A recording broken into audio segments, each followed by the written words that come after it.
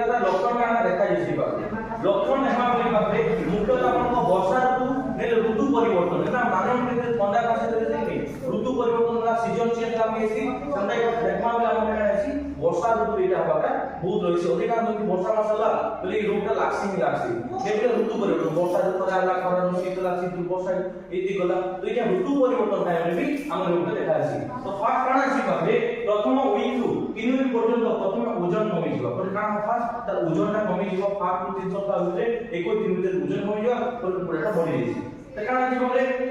एही रोगरे पूरा कुकुडा फार्म सब कुकुडा मरि जिवा आपन कुकुडा जेते भी रखुछन आपन गाँ रो रखुछन आपन गाँ एरिया सब कुकुडा मरि जिवा एटा सेना मंडी बोली कहू राइट कि मंडीटा बाजी हमर रोज का समझ के रानी के बोली कहू सुन जगह रे ई रोग लागि हम का अछि मेडिसिन का तम काना देखा अछि फास्ट काना बाजे रे से धीरे धीरे चलीबा अंगा अंगा चलबा से छोटे छोटे चला करबा मोटा मोटा चलबा